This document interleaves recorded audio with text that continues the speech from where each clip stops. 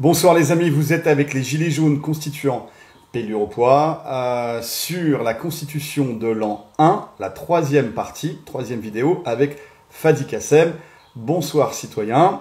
Bonsoir citoyen. Tu es prof d'histoire? Ouais, exactement. Tu as fait Sciences Po. Mhm. Et aujourd'hui, ce soir plutôt, on parle de la constitution de l'an 1 et de Robespierre, parce que derrière il y avait Robespierre, bien sûr. Et cette troisième vidéo, cette troisième partie, c'est le pouvoir législatif, le pouvoir de faire la loi et la citoyenneté par rapport à cette constitution de l'an 1. Ouais, parce que là, on a parlé de la déclaration des droits de l'homme et du citoyen qui fait partie du bloc de la Constitution. Et cette Constitution, elle va vraiment répartir le pouvoir au niveau du peuple.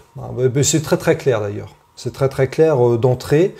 Déjà, on rappelle une règle de base, c'est que la République est une et indivisible. La République française est une et indivisible. Ça, c'est un élément central de la citoyenneté telle qu'elle est conçue comme un corps.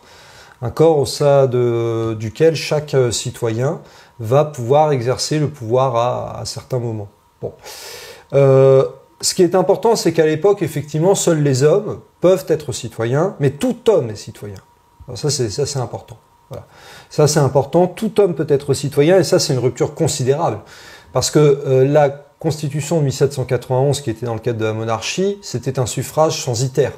Désormais, c'est un suffrage universel. Certes, seulement masculin, mais universel. Et il faut préciser que le citoyen, s'il dispose des droits, il peut les perdre. Il peut les perdre. Par exemple, si jamais il a la naturalisation en pays étranger, ça c'est normal, il aura des droits ailleurs. S'il accepte des fonctions ou des faveurs émanées d'un gouvernement non populaire, voilà, ça c'est l'article 5, si jamais on trahit pour un gouvernement non populaire. Et puis si on est condamné à des peines infamantes ou afflictives jusqu'à réhabilitation. On voit donc que la possibilité de réhabilitation existe. Donc les citoyens vont être vraiment les moteurs de ce pouvoir-là. Sachant que lorsqu'il y a un jugement, l'exercice des droits de citoyens est suspendu. Est-ce que tu peux nous lire quelques articles qui illustreraient ce... À vrai dire, je viens de lire l'article 5 et l'article 6, notamment sur l'exercice des droits des citoyens au moment où il se perd. Donc, comme je l'ai dit, naturalisation en pays étranger, acceptation de fonctions de faveurs émanant d'un gouvernement non populaire ou condamnation à des peines infamantes afflictives. Bon, mais c'est possible d'être réhabilité. En tout cas, ce sont les citoyens qui vont véritablement posséder la souveraineté. C'est ça le plus important. Il faut bien comprendre que cette Constitution reprend les idées de Jean-Jacques Rousseau que notamment Robespierre véhicule, et notamment ce qu'on retrouve dans l'article 7, parce que c'est quelque chose qui est pensé par Rousseau et tenté d'être appliqué par cette Constitution, à savoir que le peuple souverain est l'universalité des citoyens français. Voilà, ça c'est l'universalité des citoyens français. Mais alors là, pour faire un parallèle avec la situation actuelle pour tous les hauts fonctionnaires qui trahissent, on ne parle pas du préfet de police avec sa grosse casquette, là, mais on parle en général. Ceux qui ont validé, par exemple, la vente des 300 tonnes d'or à l'Amérique, à bas prix, sous Sarkozy, etc. C'est pas Sarkozy qui va la vendre, c'est des hauts fonctionnaires, etc. Il y a des relais de pouvoir. Ça rentre dans ce cadre-là? Ah oui, c'est une trahison. C'est une trahison parce que c'est le cadre de la nation.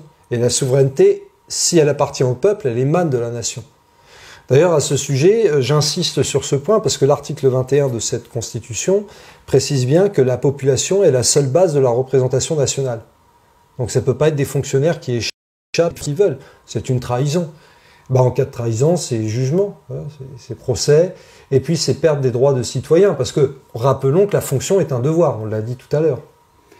Alors, qui dit trahison dit procès, mais donc dit justice. Mais quand la justice est aux ordres, comment ça se passe? Est-ce qu'à l'époque, ils avaient travaillé sur cette problématique? Comme c'est la guerre, faut avoir ça en tête. Bien sûr, il y a une réflexion sur la justice, on va en reparler après, sur la justice civile, sur la justice criminelle, sur le fait en particulier que ce sont les citoyens qui vont désigner en fait ceux qui vont être amenés à exercer la justice, notamment civile. Pour la criminelle, il pouvait avoir peut-être davantage de professionnels. Mais sur la civile, très clairement, il y a une volonté de contrôle citoyen sur la justice pour pouvoir l'exercer pleinement et entièrement. Bon, maintenant c'est la guerre. Et en cas de guerre, il va y avoir une juridiction d'exception. C'est le tribunal révolutionnaire. Le tribunal révolutionnaire qui dépend du comité de sûreté générale. Bon, c'est le comité de police en fait. Mais il y a une réflexion sur comment à la fois rendre justice de manière, on va dire, proportionnée par rapport à l'acte commis avec une logique de réhabilitation. Et en même temps, quand on est dans la guerre et qu'il y a des ennemis qui veulent votre peau, à un moment donné, il faut se défendre. Le tribunal révolutionnaire a été mis en place pour ça, pour pouvoir juger les ennemis de la révolution et éviter des massacres à l'aveuglette. Donc là, on était sur le pouvoir législatif et la citoyenneté. Donc il y a des droits et des devoirs. Ça ne va pas que dans un seul sens. Toujours. Troisième partie sur la Constitution de l'an 1 du 24 juin 1793. Est-ce que tu vois d'autres choses à ajouter dans cette partie-là?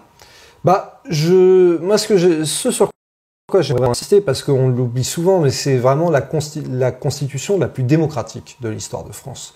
On nous bassine toujours avec la constitution de la République, on précise jamais laquelle, on aime bien citer celle de la 5e, mais j'insiste sur le fait que ce sont vraiment, alors tous les hommes, certes pas les femmes, mais tous les hommes qui vont pouvoir exercer le pouvoir, qui vont pouvoir décider de la loi. Il faut savoir qu'il y avait à l'époque un député à raison de 40 000 individus. Ça donne quand même une idée du fait qu'il y avait un grand nombre de députés. Et pourquoi on a réduit le nombre d'individus représentatifs? Tout simplement pour pouvoir assurer un plus grand contrôle sur le député.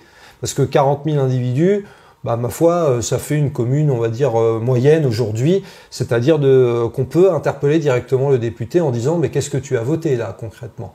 Donc je pense que c'est ça, vraiment l'idée, c'est de réduire toujours à l'échelle la plus basse possible le pouvoir pour que les citoyens qui sont représentés et qui contrôlent leurs représentants à la Convention nationale, parce qu'on l'appelait comme ça à l'époque, puissent intervenir si ça ne va pas, et ils l'ont déjà démontré le 2 juin 1793.